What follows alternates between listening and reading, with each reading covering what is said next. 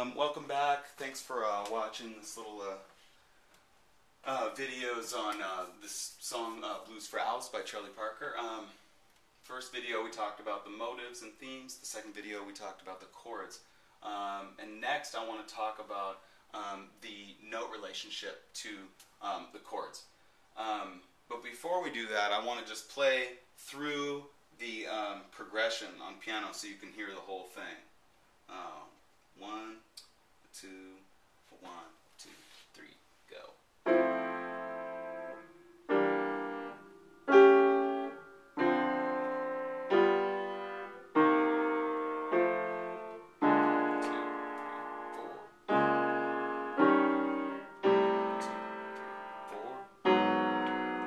Sorry. 2, 3, 4. 2, 3, 4. 2, 3, 4. Right, top. Boy, that wasn't a very good rendition of it, but at least you get the idea. Okay, so let's talk about what's going on with the composition notes related to the chords. So first we've got our tonic, so 1. We've got a 5 and 3. So he's outlined this. He's outlined the major chord. B, bo, bo, de. And then there's that major 7 right there. So he's really outlined the chord right in the first 4 notes. You got root 5, 3, major 7, back to 5 and 3. So that's all chord tones. Okay, very different from a blues, kind of progression. Instead of F7, you have F major. All right, continuing on, E minor 7 flat 5. We've got the flat 7. We've got the tonic, the root. We've got the 5th, and we've got another flat 7 here.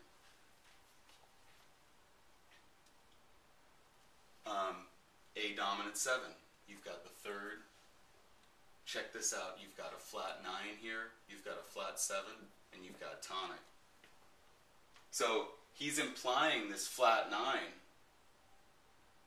Maybe we can even put it up here.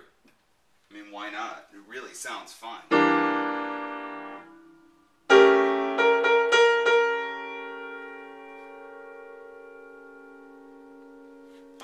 In the next video I'm going to play the melody and the chords. I'll try my best. With saxophone and piano. Anyway, continuing on, we've got 5 here, flat 3, there's the tonic. Then he's, approaching this thing, tonic to tonic.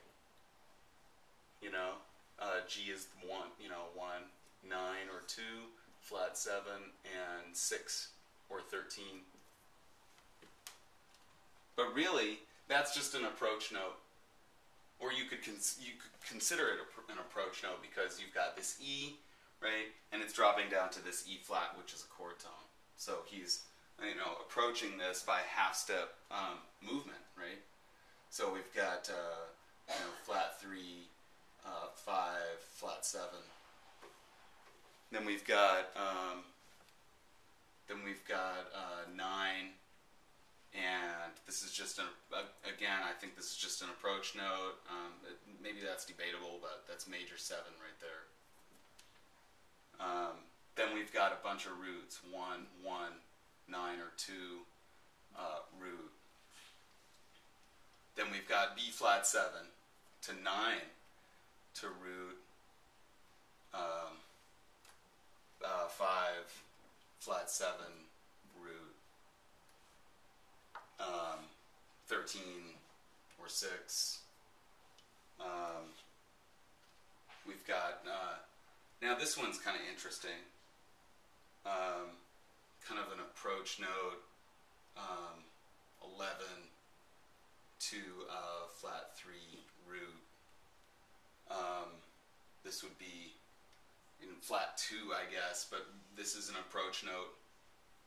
This is kind of a unique one, actually.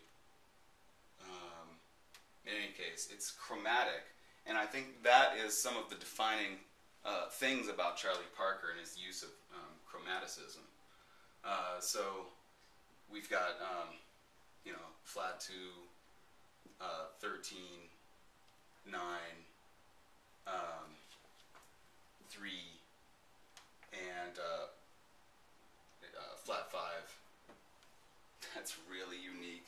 flat 5 is a very interesting choice. So he's got this E flat dominant 7 right here, and he's got this note. I love this sound.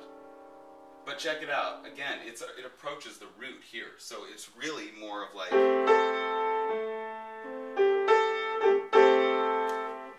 So you got root 5, root, and 11, I guess.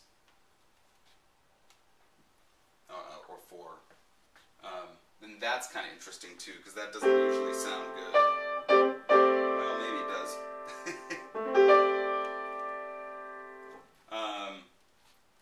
Let's see. We've got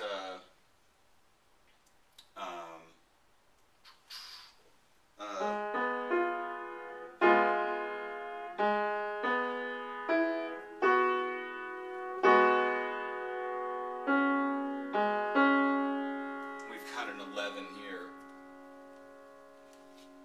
and this is a weird one. We've got A flat and B, so we got flat 3 here.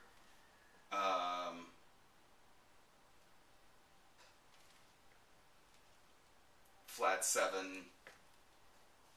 7 here. That's chord tone. D flat. Dominant. We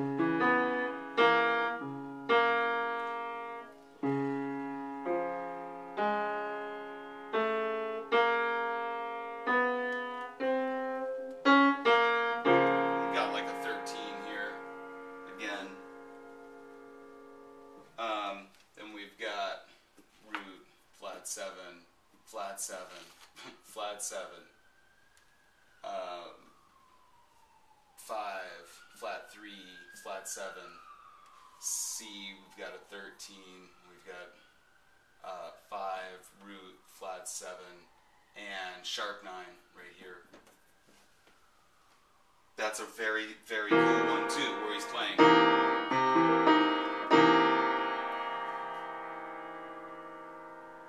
Maybe Jimi Hendrix stole it from Bird. No, it's just a joke. And then, let's see. Then we've got F7 here, so we've got 5, 3, root, 9, 13, which approaches 5, you know, again, approach note to 5, flat 3, root, 9, and really root 1. Which is,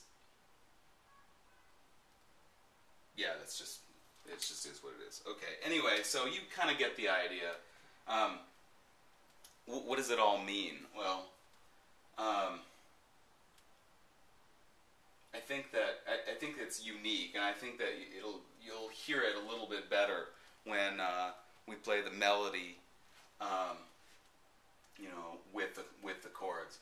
And honestly, I'm not good enough piano player to do it, but I want to play it on saxophone anyway. So that'll be the next video, and then I really want to just talk about maybe the bass structure and how the bass notes are moving. So thanks so much for watching, and I hope this is all making sense. And we'll see you next time. Bye.